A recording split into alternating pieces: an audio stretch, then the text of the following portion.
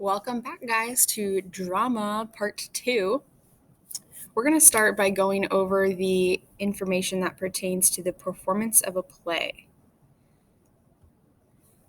So there are many crucial aspects of preparing for a play production, and the first one is how the play is written. Stage directions are essential to any performance. Remember that stage directions are where the playwright has written out descriptions of the setting and the character's actions and mannerisms. You can see the example on the slide of some stage directions, which are identified by the brackets around them.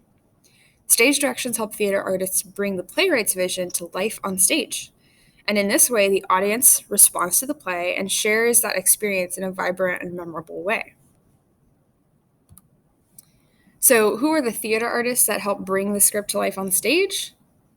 You can see the theater artists include the actors. It also includes directors, the lighting technicians, the sound booth crew, the stage crew, costumers, and the makeup artists.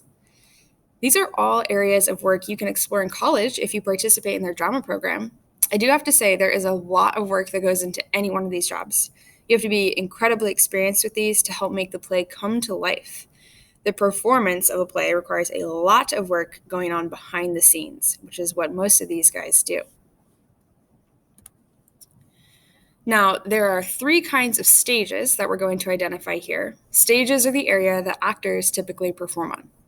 Stages can have many different sizes and layouts. The first stage we're talking about is called the thrust stage. The stage extends into the viewing area where the audience is, and the audience surrounds the stage on 3 sides. There's also the in the round stage, which is surrounded by an audience on all sides. You can see in this picture the rising stands in the background, very similar to how a stadium or coliseum feels. Then the third type of stage is the proscenium stage. So the playing area extends behind an opening called a proscenium arch. That's where the curtains connect and they can open and close up on the play. And the audience sits on one side looking into the action. You can see in this picture too that there are directions written on the stage, which helps actors know where to place themselves during the play. So stage right is the audience's left side, stage left is the audience's right side. Downstage means you're closer to the audience, and upstage means you're further away. So this is the type of stage that we see at most high schools and even in downtown Columbus. If you've ever been to the Ohio Theater, this is a proscenium stage.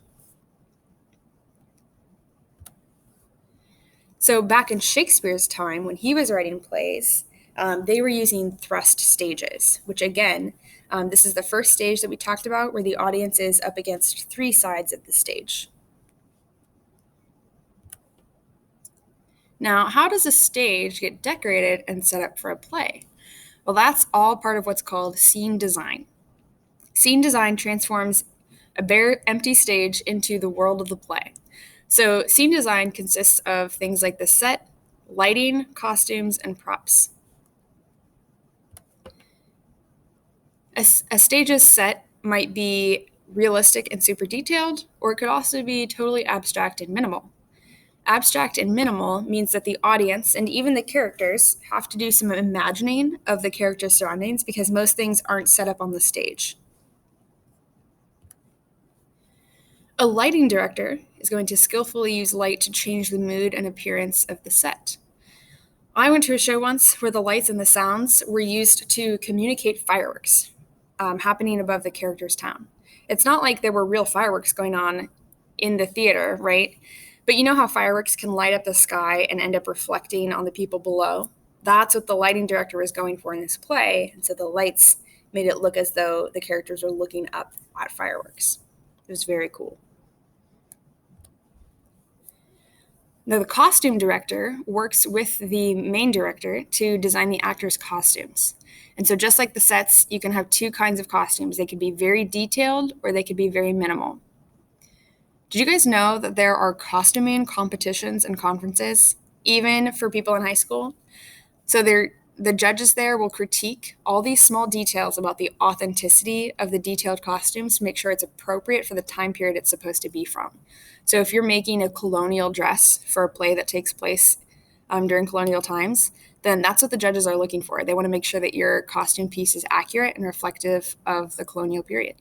So there's a lot of history to be studied when you go into costuming. The last part of setting the stage is getting the right props. So props, which is short for the word properties, are items that the characters carry or handle on stage. So whoever is in charge of props must make sure that the right props are available to the actors at the right moments. So the person who's in charge of props is constantly running around the sides of the stage, making sure props are available to the actors when they come on and off stage during their scenes. Props are a very fun and helpful acting tool.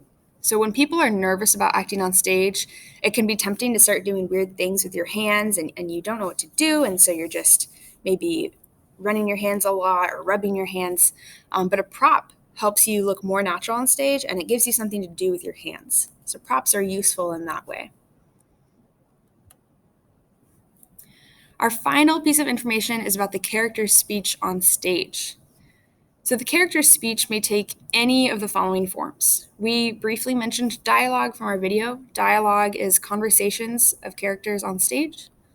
A monologue is a long speech given by one character.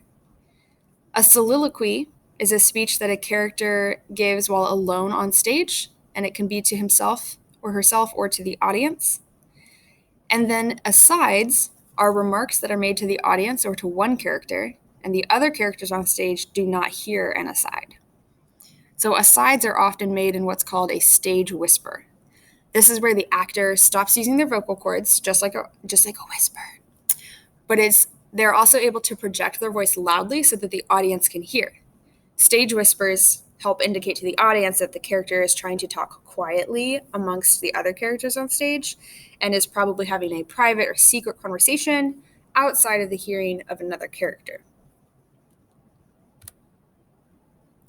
All right, and then the audience also has a role in the play. A play needs the audience to do three things. The audience should experience the performance, they should understand the story, and they need to respond to the characters. Is it surprising to you that the audience's role in the play is necessary? Having the audience respond to the characters on stage provides the actors with all this energy and feedback to know that they're doing a great job of delivering the play. Getting a laugh from the audience on a funny line is one of the most satisfying feelings, and that can help actors continue with high energy. And that's why it's crucial to be a good audience member when you're going to shows yourself, because you're actually playing a role in the show. That's the end of our presentation on drama. I hope you guys do really well on this next quiz.